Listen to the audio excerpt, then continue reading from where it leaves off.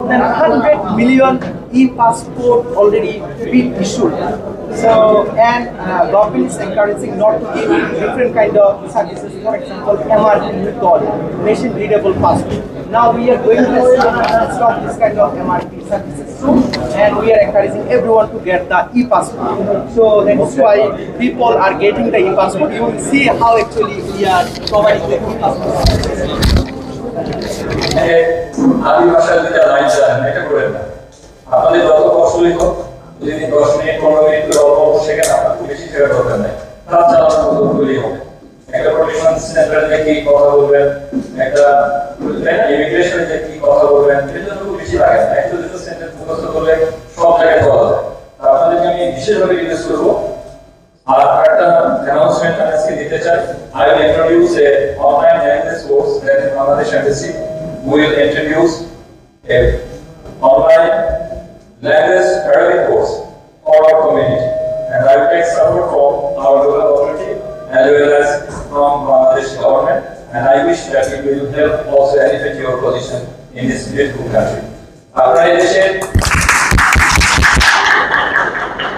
এই কোর্সটা যখন চালু হবে, আমি আপনাদেরকে বিনীতভাবে অনুরোধ করছি অন্তত 15-20 মিনিট দিবেন, এবং আরবি লোকও পড়াবে, বাংলাদেশের লোকও পড়াবে, এবং এটা আপনাদের জন্য কিন্তু খুব মানে হেল্প হবে, আপনাদের সন্তানদের জন্য ভালো হবে, এবং আপনাদের ভাবমূর্তি বেড়ে যাবে দেশে। আর এদেশের আইন কানুন সম্পর্কে আমি আবারও রিপিট করছি, ঈশ্বরের কথা বলে যান, আগে 30-40 বছর অবৈধভাবে ছিলেন, এখন কিন্তু হবে না, আপনি একদিনও থাকতে পারবেন না। আমি কিন্তু আশা করি যে 5 মাসের একটু বেশি হয়েছে আসছি, আমি কিন্তু সমস্ত মিনিস্টারের সাথে দেখা করেছি, শুধুমাত্র ইনস্টিটিউট মিনিস্টার বলে।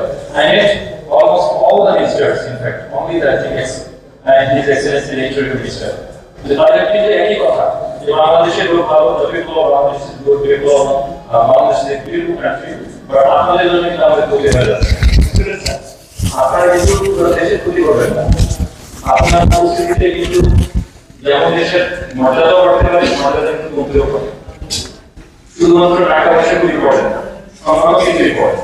বাংলাদেশের লোক কেমন, ইজিপ্টের লোক কেমন, পাকিস্তানের লোক কেমন, ইন্ডিয়ার লোক কেমন, ফিলিপিনের লোক কেমন, কিন্তু আলোচনা হয়, আমরাও আলোচনা করি।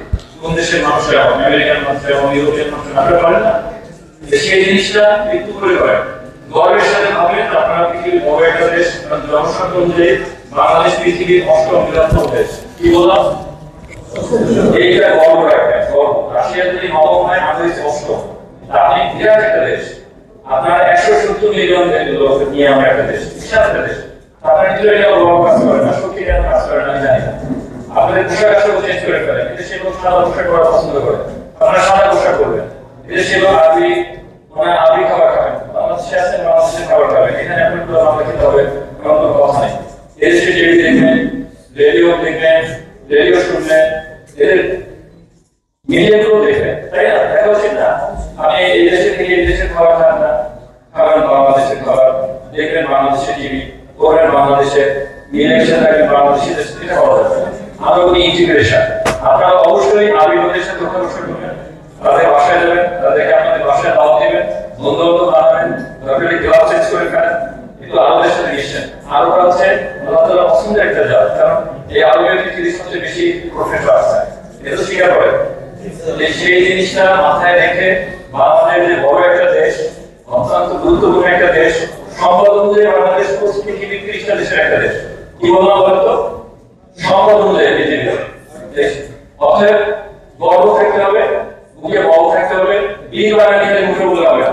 এটা যখন 100 either here or in the department in Manama or any other branches we have. Please come to us before we catch you on the road and there is enough solution to that. And I think an active embassy shows the commitment the team, the embassy team, and the country has to the well-being of the citizens. So,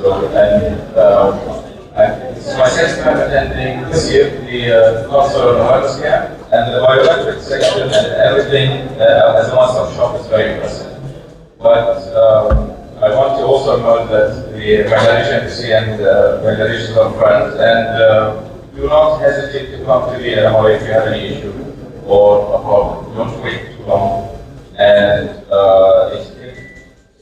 anything from late wages to serious cases.